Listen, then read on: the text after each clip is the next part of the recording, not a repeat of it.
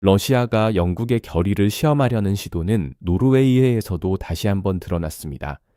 이곳에서 해상 초계기가 일상적인 작전을 수행 중인 영국 항공모함 타격단 근처를 비행했습니다.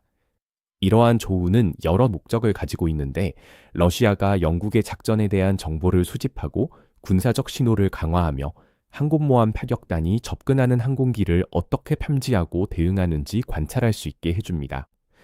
공개적인 충돌의 문턱 아래에서 작전함으로써 러시아는 영국이 끊임없이 경계하고 군사적으로 대응하도록 강요의 비용을 부과하면서도 직접적인 군사적 격화의 위험은 줄일 수 있습니다.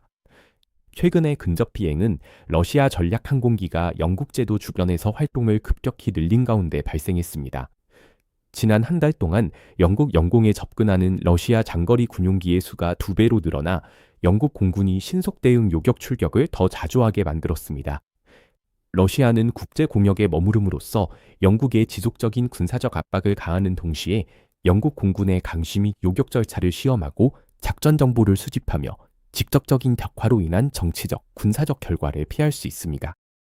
이러한 임무의 속도가 빨라지고 있다는 것은 러시아가 의도적으로 영국의 군사적 대비 태세를 시험하고 있음을 시사합니다. 러시아 항공기가 영국의 군사작전을 직접적으로 도전한 것은 이번이 처음이 아닙니다.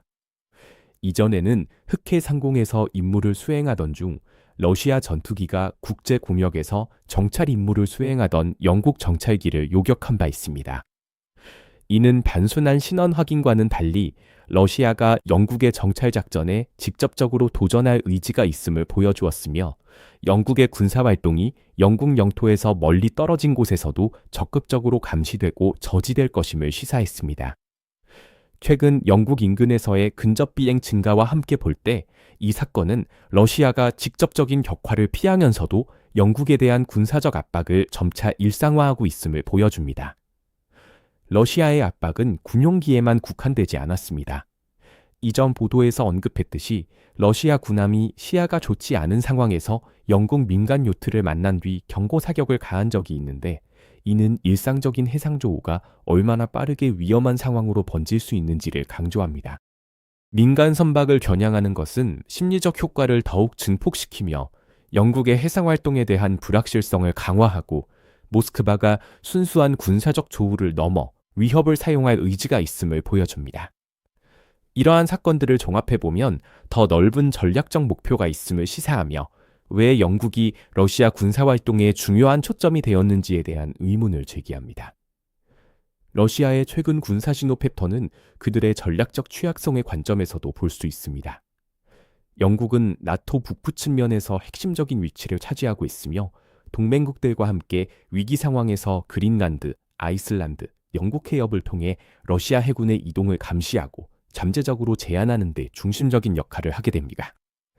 이 해역에 대한 접근을 제한하면 러시아가 공격용 잠수함과 탄도미사일 잠수함을 대서양에 배치하는 것이 훨씬 더 어려워지며 이는 러시아의 기존 해군 작전뿐만 아니라 핵 억지력의 핵심 요소에도 위협이 됩니다.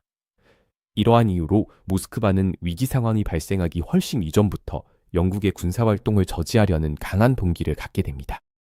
이러한 결과로 증가하는 러시아의 근접 비행과 해상 조우는 미래의 위기 상황에서 러시아의 전략적 입지를 위협할 수 있는 영국의 군사활동을 사전에 억제하려는 시도로 해석될 수 있습니다.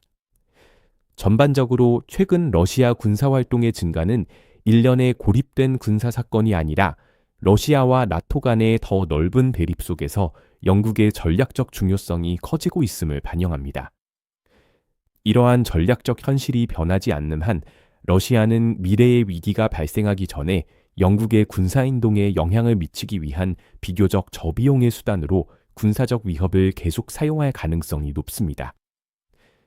이러한 전략적 현실로 인해 모스크바는 영국과 나토가 도전 없이 입지를 강화하도록 내버려두는 위험보다 지속적인 압박에 드는 비용이 더 낮다고 판단하여 위협과 군사적 신호에 상당한 군사 자원을 계속 투자할 것으로 보입니다.